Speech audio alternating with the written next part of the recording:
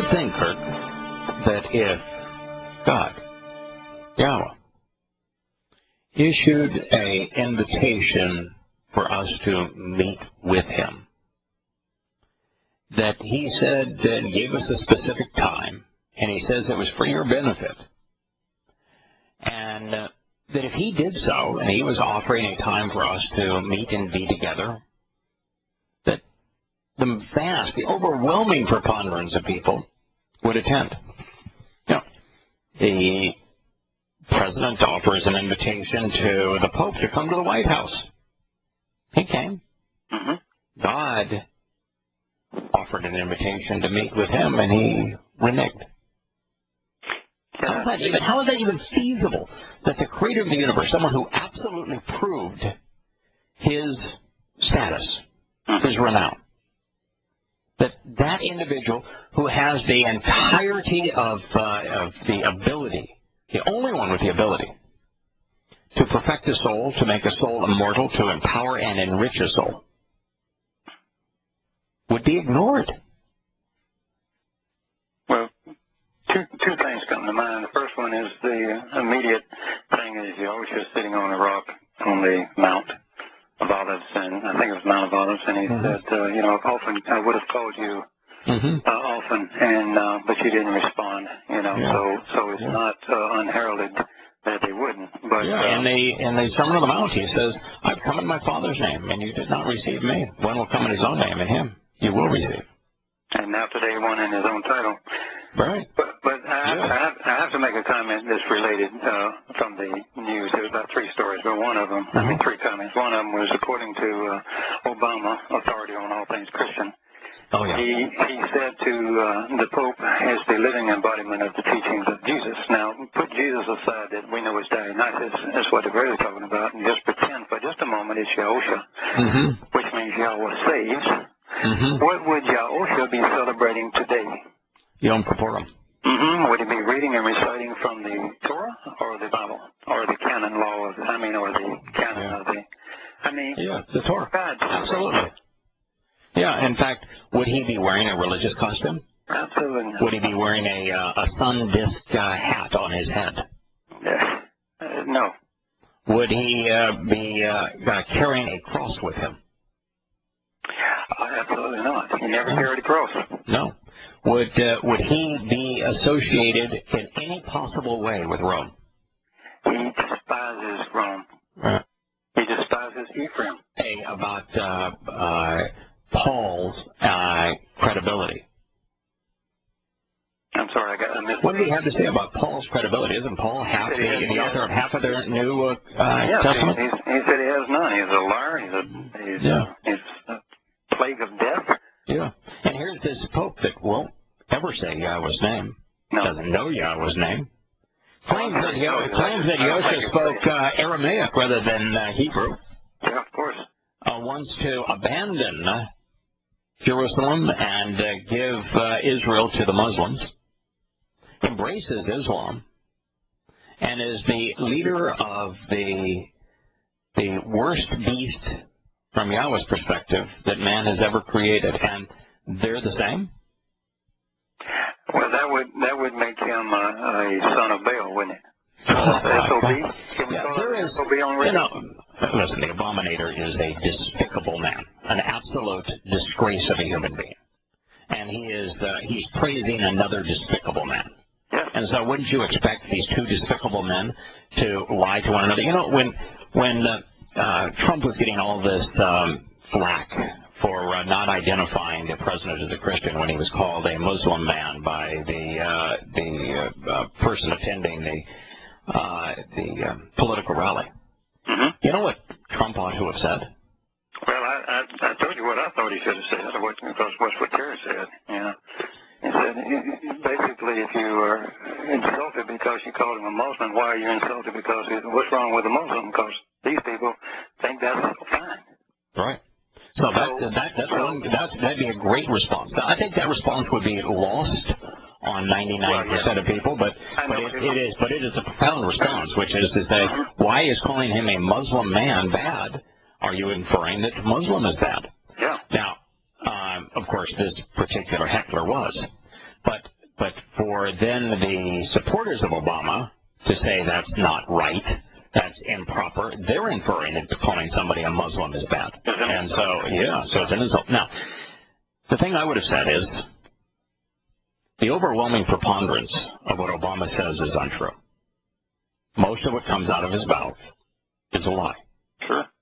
And so why would you choose to believe him when he says he's a Christian and be incapable of recognizing that most everything he says about himself, about America, about the economy, about the world is untrue?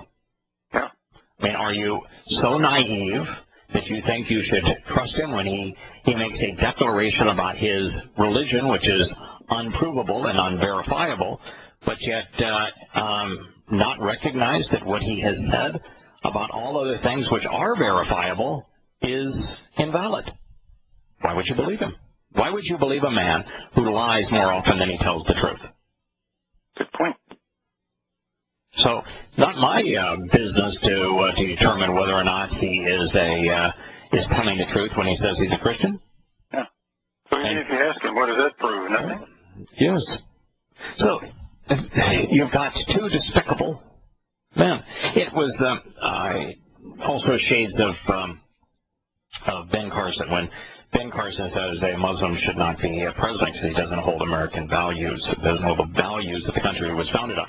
Now, well, I don't think that a Muslim should be president. I don't think, in fact, and I know no one in the covenant would should ever be president. And I would never vote for somebody dumb enough to be religious as the president. And God doesn't give a hoot who's president because he has nothing to do with this country. And you shouldn't care either, and you shouldn't be involved in the process. But beyond all of that, the thing that bothers me, it reminds me of when Jerry Falwell called Muhammad a terrorist and didn't know how to support it. Knew it was generally true, and it is true. And it is true that no Muslim, no devout, good Muslim, can swear an oath to a human constitution. And that Islam itself means submission, and that the Quran tells Muslims that they have no choice in their religion or in their politics. Or you're a hypocrite. Yeah. Right. So it is impossible, according to the Quran, to hold the office of president. Now, if Ben Carson, who's a bright man, had said that, and had said, according to the Quran, it's impossible for a devout Muslim to hold the office of president and to swear an oath to defend the U.S. Constitution, is why I make that statement. If he had said that, then it would have been a good thing to say. It's the problem I have with so many who have a little tiny bit of truth they're exposed to, and they want to go off and tell people about it. Until you're prepared to show evidence and reason behind your statements, you ought not make such statements. You'll do more harm than good. Sure. Because then people will think you're just nuts. Yeah, and of course, what did the Muslims do to demonstrate that he's right? The CAIR, the Council on Islamic American Relations, they went off and said that he should withdraw from the race. He's not qualified to run for president, which is to say, in Islam, if you disagree with Islam, then you are not to have any legitimacy.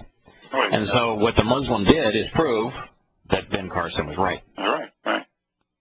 Yeah, in Islam, you can't disagree. You must submit. No, submit. Yeah. So here is Yahowah. He's offering you an invitation. Now, if it's an invitation, every individual then has the opportunity to accept it or reject it. All right. So it's an invitation to be called out and to meet. So the creator of the universe says that this day exists, Haya, was, is, and will be, a set-apart invitation, Kodesh. When he uses Kodesh, is he referring to an aspect of his nature? Oh, yeah, it's set apart. Yeah. And he is set apart, and the spirit specifically is set apart. The set apart spirit is the Ruach Kodesh, spirit that is set apart. Set apart is a really important concept. What does it mean to be set apart? Well, it means that you're special, you put away as to, and like the Loe, for instance, where it's set apart to serve him in the temple. Right. Now, to be set apart means there's two concepts of set apart, two aspects of it. One is you have to be set apart from something, which means that you've left human institutions, religion and politics. You're set apart from those things, and you're set apart unto God. Also, if you are set apart from God's perspective, like a set apart spirit, that's part of God, set apart from Him. Then she yours. So she's not a second person or a third person in the Trinity. She's part of God, set apart from Him. And Yosha is the most set apart, which means he's Kodesh. Kodesh, which means he's set apart not only from Yahowah, part of Yahowah set apart from Him, but dramatically diminished because of the fact that the spirit has to be diminished by the speed of light, multiplied by the speed of light, to be to transition into something that's physical. Matter. Yeah, into the world of matter. So this is a called out and set apart day to meet, and it says la atem, for you to approach, concerning you, for you to draw near. So then he speaks of your soul. Now, can you abuse your soul? You ever tried to get in there and whip your soul? No, you can't. Can you deprive your soul of nourishment, for example? And if you decide you're not going to eat today, is your soul going to starve? No, those don't starve. No. Is there any way for you to inflict injury to your soul from a physical point of view? From a physical standpoint, no. No. So is he asking us to respond bodily here, or is when he's talking about our soul, is that just the essence of who we are? That is just indeed the essence of who we are. Right. So he says, and your soul should respond and answer. Ana. Now, when somebody answers an invitation, isn't that isn't that, I mean, it's hard to imagine that we are so stupid that God offers an invitation for us to meet, mikra, and we're not smart enough to realize that, well, then we should probably answer and respond to the invitation. But just in case. Just in case we are that stupid. Just in case, he doesn't want us to have to interpret. Right. We don't want to make this really simple. I mean, this is the path to him, so let me lay it down and make it really simple. You should answer and respond to my invitation. And you should appear before and approach the feminine manifestation of my light, the Isha, the adoptive mother who purifies, enlightens, and elevates you to approach Yahowah. Pretty clear instruction, isn't it? Would you have any difficulty looking up the Hebrew word Isha, or Ana, or Karab? It's a fairly simple question. But the following words, are they uncommon in Hebrew and Yahweh's vocabulary? Are they extraordinarily common and therefore easy to define? Haya. No, this exists. This exists. Yeah, exists. Yeah, that's the conversation with Moshe. Right. So exists. Okay, exists as. Then Kodesh. Kodesh, set apart. Yeah. Used maybe 1,000 times. Oh, yeah, and then with... I am probably used a couple of thousand times. So these are two of the most common words.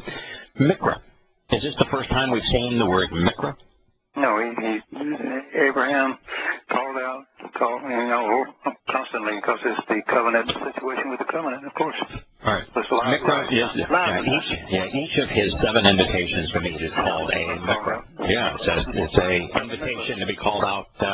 And is it a question mark as to what verb Mikra is based on? What actionable concept? No, Kara, isn't it? Kara, yeah. Kara. And how often do you think Yahweh uses the verb kara? More than 1,000 times? Well, he has a whole book of it. Yeah, in fact, the book we're reading from is actually called kara. Yeah, called out. So that's not a hard word to define. It means it's an invitation to meet. It's a day devoted to reading and reciting. It means to summon, to proclaim, to welcome, to meet, to encounter. La, the preposition, means to approach. Move towards. Yeah, move towards. Any debate on the meaning of the word?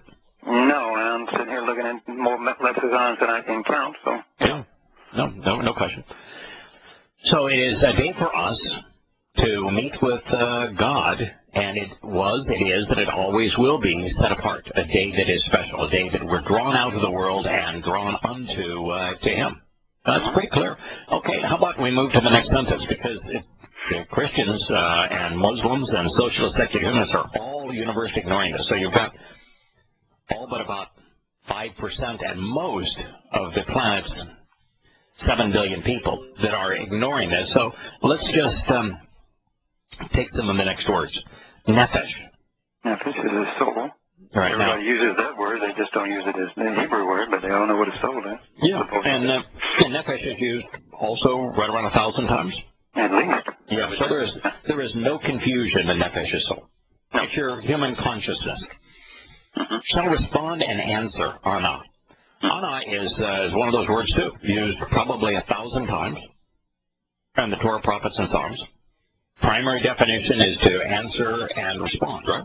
Yes, and anyone can look those up, and they will tell you how many times it's used as well. Right. Yeah, in fact, if you spot $20 for a Strong's lexicon, just the paper one, it tells you how many times every word is used, and you can look up when it's first used and verify the definition for yourself. Oh, yeah. It'll tell you where it's used and each time, Yeah. Easy stuff to do. Now, in relationship to an invitation, is the most natural thing to do with an invitation to answer and respond? Yeah. Everybody says RSVP, right? Right.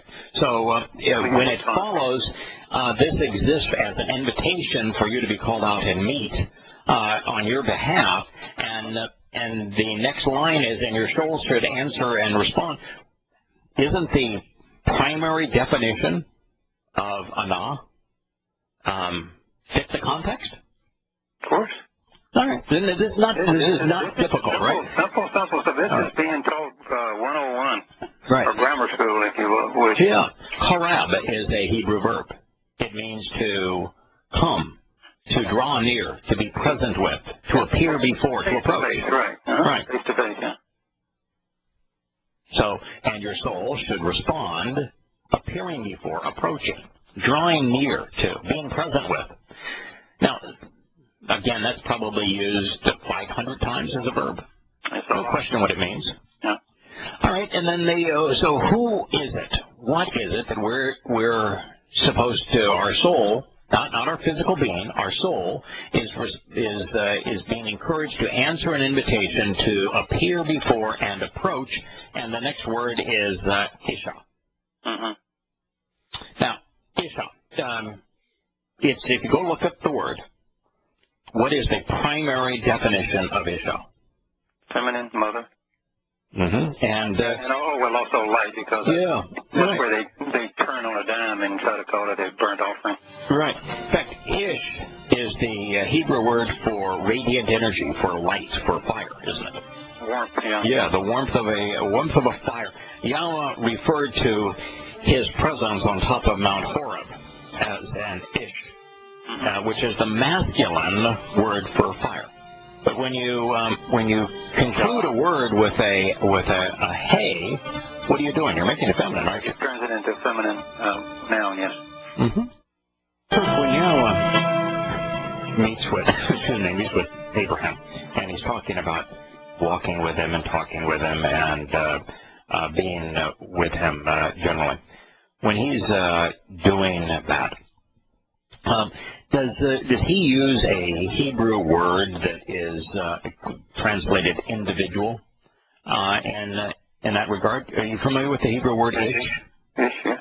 Yeah. In fact, ish is the beginning of ish. Ish, Israel, individuals who engage in intercourse with God. So he refers to himself when he's meeting with in person with Abraham, developing the covenant relationship. I mean, there's 7 different encounters between Yahowah and Abraham as the covenant relationship is developed. He refers to himself as an ish, doesn't he, as an individual. Right. And so what happens if you add a hey to the end of ish, individual? Feminine manifestation. Yeah, now it's a feminine individual, right? What happens if you add the hey to the Hebrew word son, ben, and you have bina? Bina is the girl. Feminine manifestation, right? So the hey, consistently, you want to get son to daughter, you want to get male individual to female individual, you add a hey to the end of the word, and that is how a word is changed to feminine in Hebrew. Mm-hmm. Is ish the Hebrew word for fire, for radiant energy and light? Fiery light, sure. Yeah, fiery light. Radiant light. Radiant. Okay, so and then Isha would be the feminine manifestation then of Yahweh's light. Right. If Ish is the masculine manifestation of his light, Isha would be the feminine manifestation of his light. Why do you think that God, who revealed himself on Mount Horeb to the children of Israel, to the very audience he's speaking to here, as the Ish, a word that is interchangeable for individual, male individual, and masculine word for fire, and he refers to his presence there on the top of Horeb as Ish. Why do you think that he adds the letter Hey to the end of Ish here to convey feminine individual and the feminine word for fiery light? Well, he's teaching. Keep in mind he's teaching, and he's trying to convey a metaphor for what a mother does, covers. And we are going to be, like when we celebrate today, we'll be a lot of discussion. We'll read and recite, and we'll eat, because it's a joyous day to me. It's a day when everything's forgiven. So there's no requirement for us to do anything today other than to answer the invitation and come into the presence of the feminine manifestation of light. So you're using a covering, which allows us, and if you keep it in context of when this day is really coming and what's going to happen in 2033 physically in this world, those who are coming to that light and are covered, they can continue on forever. Right. If you come into the presence of the light, you're going to radiate the light. What happened with Moshe when he came down from Mount Horeb after spending the time with Yahowah, scribing the Torah? It took about 40 days, if I recall, for the light to diminish. Right. So he radiated the light, right? Totally radiated the light, yeah. Right. He glowed. What happened with Yosha when he said, I'm going to transfigure myself into my more normal identity on the Mount of Transfiguration? What did he look like? Light. When he returns as Yahowah, and he says he's coming back, and he defines the way that he's coming back, and the whole world's going to see him at one time. Why is it that the whole world can see him at one time? Because he would be brighter than the sun, really. Yes, that's exactly right. That's exactly right. Light. So he's inviting us to come into the presence of the feminine manifestation of his light, is what he has done here. And that's our adopted mother, who purifies us. Fire does that. Enlightens us. Fire does that. Who elevates us. You look at the direction that the heat and the smoke go in a fire. That's why Yahweh loves that metaphor. It purifies, it enlightens, it elevates. All of those are concepts that are associated with the light of a fire. And when the fire is burning, are we kept warm? Yes, we are. We're nourished by the food that we cook on the thing. Right. Food is more nourishing and helpful when it's cooked, isn't it? And so it provides a nourishment, and it's a fire of a crucible that separates that which is valuable from the dross. Right, exactly. Right. And the light of a fire enables us to be observant. That's how we can read and recite the Torah at any time, night or day, is that it lightens our homes, doesn't it? And it's a great picture for Sukkot coming up.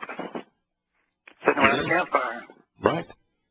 Exactly. And how are you going to attend this celebration of camping out with Yahweh unless your relationship is reconciled with him? You can't.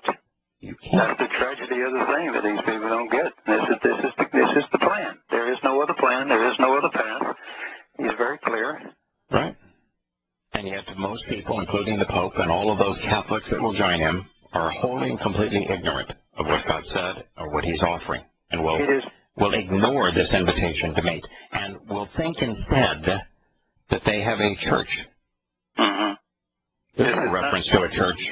Never is there a word even remotely akin to a church from Yahweh or Yosha. The first tablet annihilates any question of any of those things. You cannot have that around me, so it ain't going to be around him. Come on. Right. So if you're associated with a church, you're associated with him. He doesn't have one. Associated with him. He's talking about his mikra. Yeah. Or in the plural, mikra. Mikra. right? Yes, sir. And to make it plural, you add the Y at the end of it, which is Yahweh's hand. Yeah, like all the YMs, isn't the Y? Yeah. And it's not just Yahweh's hand; it is also the M, the Ma, which is the water, which is correct. The hand, and you're born of water, and you're born of spirit, and you're purified with the universal solvent, which is water. Life emerged from water. We're born out of water. So to make it plural, you add the Yahweh's hand and the symbol for our spiritual mother for life. It's a beautiful story. It is a beautiful story. It's a beautiful story. Yeah.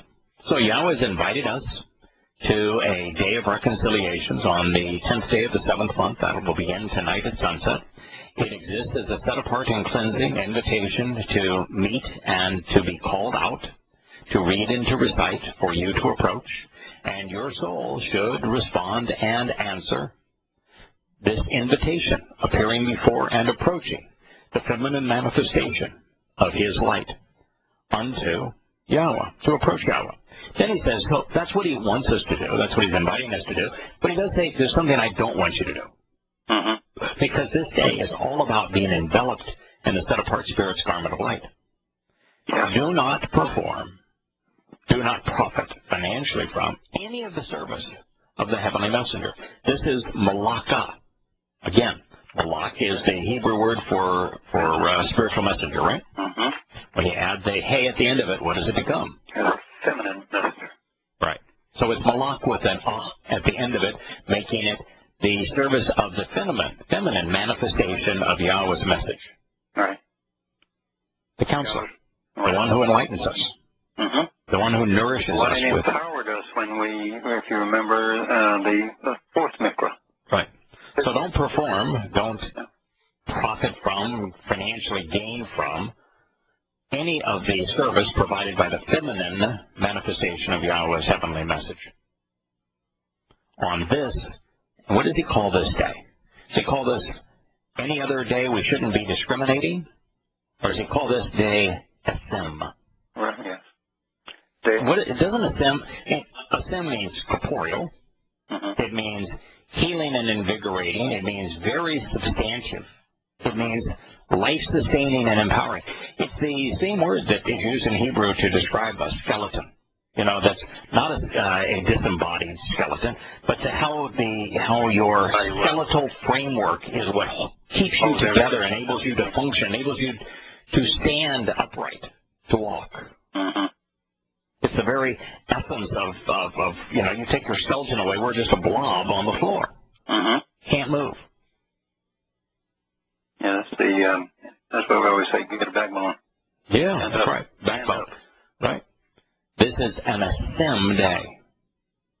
Life-sustaining and empowering. Essential day. Indeed, this day of reconciliation, Yom Kippurim.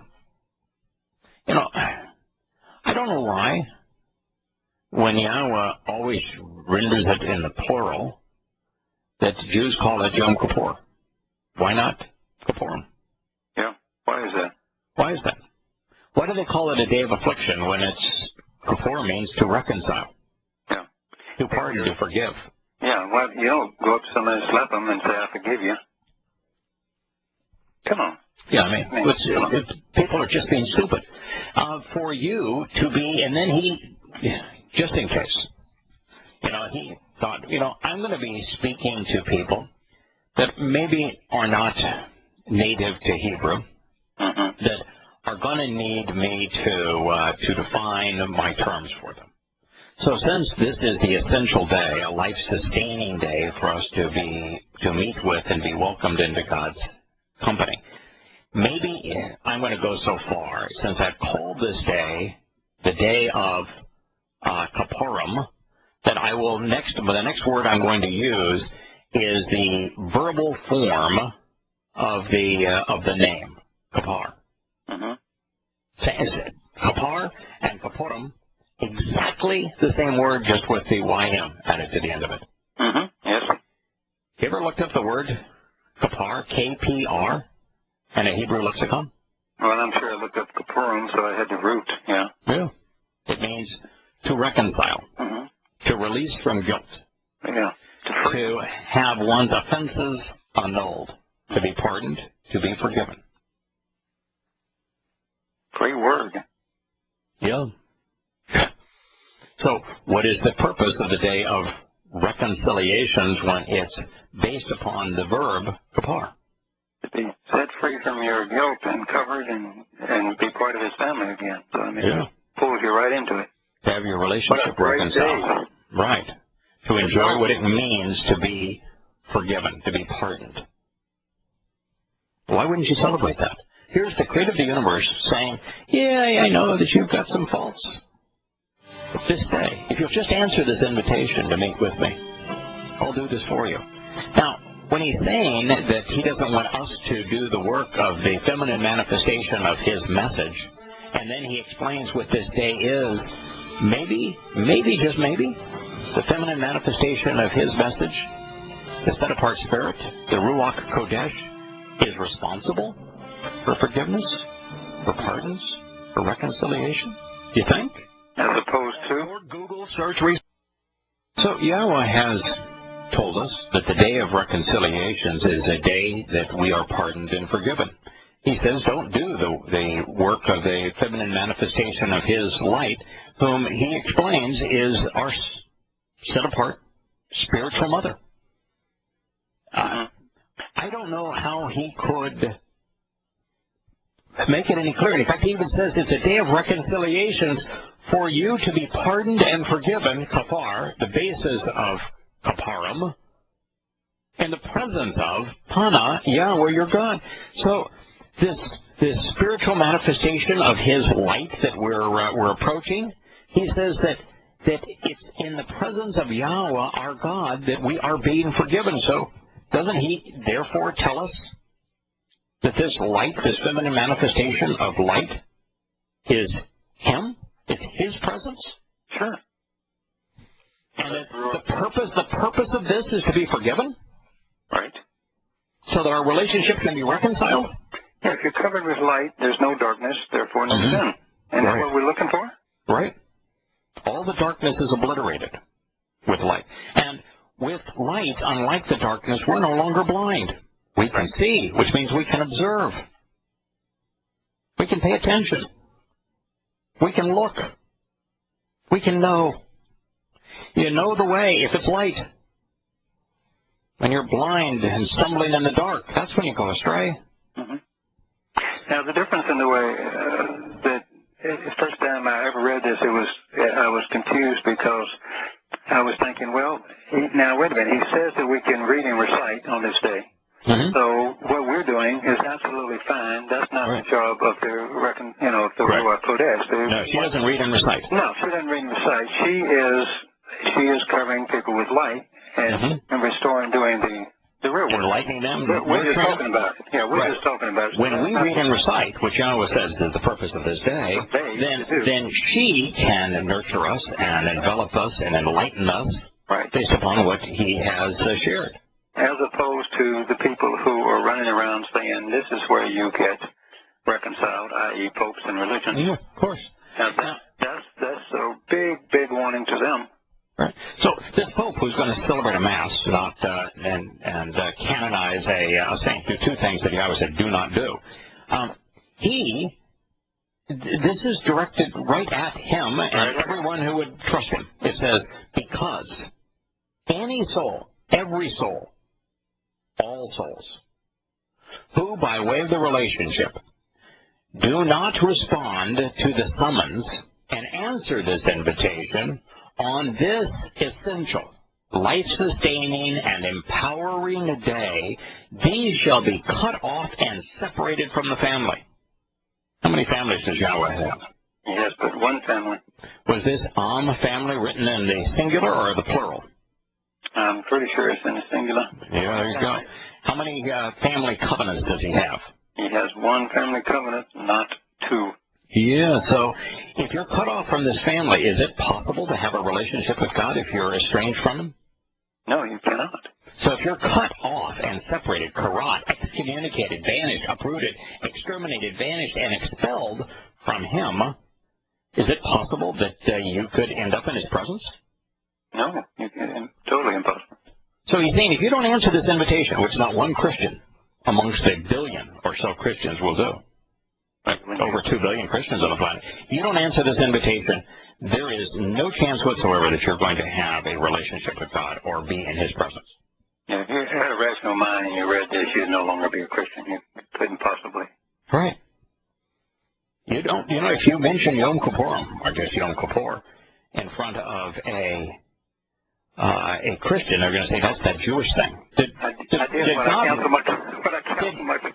I did, yeah. And they said, I have a friend who's a Jew too. Oh, wow. Yeah, when you canceled your class, yeah, they said, I have a friend that's a Jew too. Oh, great. Yeah, something along that line, yeah. You might say, I wish I was Jewish. I wish I was a literal descendant of Abraham. To my knowledge, I'm not. But I'm delighted to be adopted and therefore declared Yahudah, one who relates to and is related to Yah. But the fact is, Yahowah never once said this is a Jewish holiday. No. And he most certainly didn't say to afflict yourself on it. Nor did he say this is a fast. No. He just said, I'm offering you an invitation to meet. And on this day, I'm encouraging you to answer that invitation and come into the presence of the feminine manifestation of my life, the set-apart spirit. And in so doing, to be forgiven, so that you can enter my presence. Wow. It's as simple as that. An invitation of God. Don't you think it would be in our interest to pay attention and to respond? I certainly do. Me as well.